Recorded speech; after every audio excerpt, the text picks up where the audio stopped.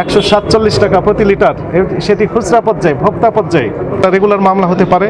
তাদের ব্যবসায়িক কার্যক্রম সাময়িক বা স্থায়ীভাবে স্থগিত হয়ে যেতে পারে, এরকম কার্যক্রম হতে পারে। আপনারা দেখলেন যে বিভিন্ন সাইনবোর্ডে তাদের নামও লেখা নেই। 147 টাকা প্রতি লিটার, সেটি খুচরা পর্যায়ে, ভোক্তা পর্যায়ে।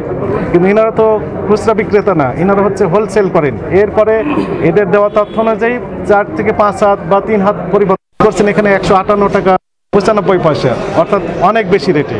তো এই হাই রেটের সয়াবিন তেল যেনারা কিনে নিয়ে যাচ্ছেন, তারাও দাম বাড়িয়ে দিতে শেষ পর্যন্ত 165 টাকা, 70 টাকা, 180, যাদের উপর চাপ সৃষ্টি হচ্ছে। আমি যদি আরো কড়া ভাষা, ভোক্তাদের পকেট থেকে অতিরিক্ত মুনাফা কেটে নেওয়া হচ্ছে, এটি হওয়ার সুযোগ নেই।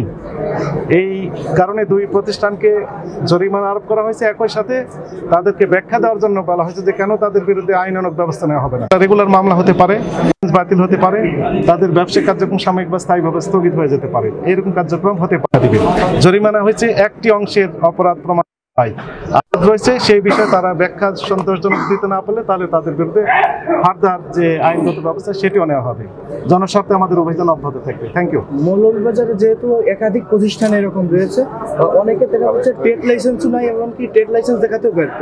এমনকি যারা অধিক দামে বিক্রি করছে তাদেরকে উদ্দেশ্য করে কি বলতে চান যে পরবর্তীতে তারা কতটা সচেতন হওয়া প্রয়োজন? না, এখানে আপনারা দেখতে পাচ্ছেন যে মৌলভীবাজার যে ভোজ্য তেলের যে ব্যবসায়ী সমিতি রয়েছে, সমিতির সভাপতি সহ ঊর্ধ্বতন কর্তৃপক্ষ এখানে রয়েছেন, এনার সাথেই আছে।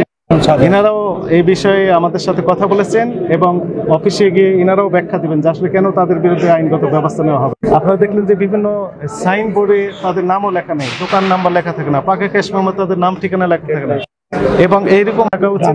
যিনারা দিচ্ছেন না তাদের বিরুদ্ধে আইনগত ব্যবস্থা নেওয়া হবে। Thank you.